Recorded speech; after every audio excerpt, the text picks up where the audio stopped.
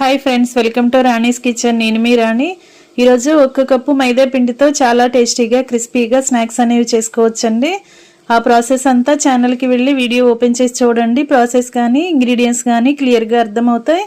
అలాగే రిలేటెడ్ వీడియోలో కూడా రెసిపీకి సంబంధించిన లింక్ అనేది ఉంటుంది, ఓపెన్ చేసి చూడండి.